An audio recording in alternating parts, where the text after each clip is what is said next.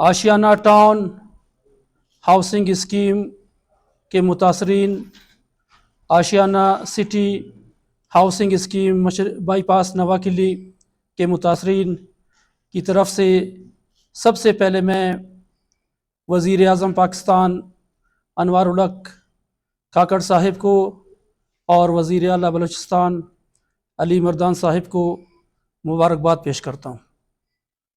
उम्मीद करता हूँ कि वो हज़रात हमारे इज्तमाई मसाइल की तरफ तवज्जो देंगे और रियासत में मौजूद नाइंसाफ़ियों और जुल्म बर्बरियत के ख़िलाफ़ उठने वाले क़ुव्वतों की मदद करेंगे, मज़लूमों की मदद करेंगे। और साथ ही मैं अपने प्रेस कॉन्फ्रेंस का आगाज़ करता हूँ। हम आशियाना टाउन हाउसिंग स्कीम नवाकिली कोयटा और आशियाना सिटी बाईपास नवाकिली कोयटा के मुतासरीन प्रिंट, इलेक्ट्रिक और सोशल मीडिया के तवस्सुत से मुमलिकत खुदाइदाद पाकिस्तान के आला अदलिया, बाइख्तियार हुकाम और मुल्क के दाखिली सलामती के इदारों के आला हुकाम की खिदमत में अर्ज़ करते हैं कि आशियाना बिल्डर्स प्राइवेट लिमिटेड ने 2017 में खुर्शीद आलम वल्द हाजी ग़ुलाम हैदर से उनकी ज़मीन बहुत कम कीमत पर ख़रीद कर 650 रुपये और 575 रुपये के हिसाब से आसान इकसात पर आशियाना टाउन के नाम से हाउसिंग स्कीम का आगाज़ किया।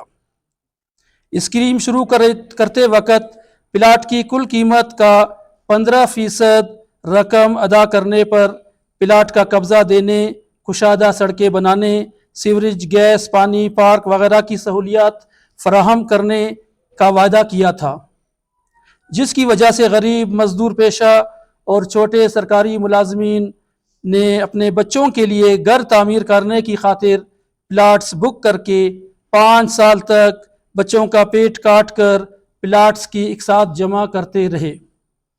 आशियाना बिल्डर्स के मालिकान ने हमसे वसूल करदा करोड़ों रुपए आशियाना टाउन की तरक्याती काम पर खर्च करने की बजाय इस रकम से कोयटा और इस्लामाबाद में प्रॉपर्टी का कारोबार करके अरबों रुपए कमाए। उनकी नीयत ख़राब थी, वो लालच और हिर्स के शिकार हुए।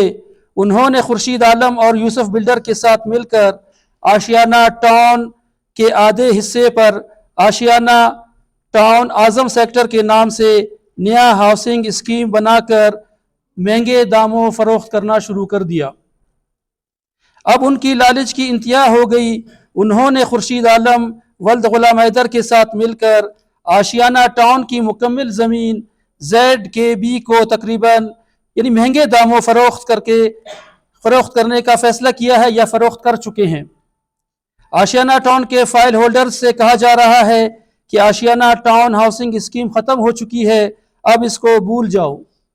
हम आशियाना टाउन में अपने प्लाट्स को कैसे भूल सकते हैं जहां हमारी ज़िंदगी की जमा पूंजी लग चुकी है।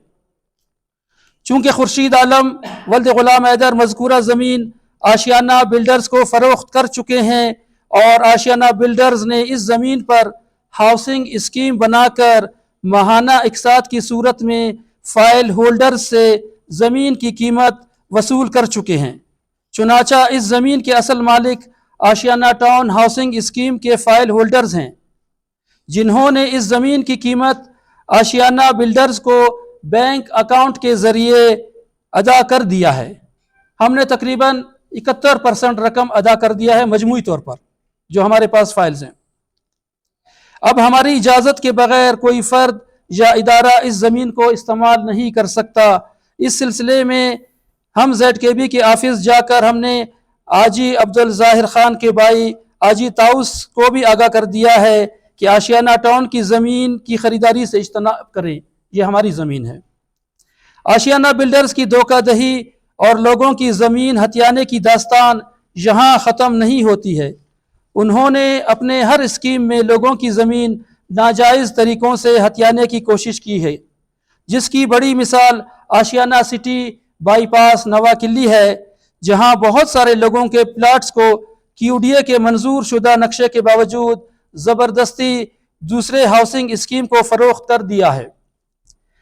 چونکہ آشیانہ بلڈرز کی مالکان بہت طاقتور اور اثر رسوخ والے لوگ ہیں، جبکہ ہم غریب اور کمزور لوگ ہیں، اسی لیے ہم ملک کے اعلیٰ عدلیہ اور داخلی سلامتی کے اعلیٰ اداروں کے اعلیٰ حکام سے مدد کی اپیل کرتے ہیں کہ وہ ہمیں ہمارے پلاٹس کا قبضہ دلائیں۔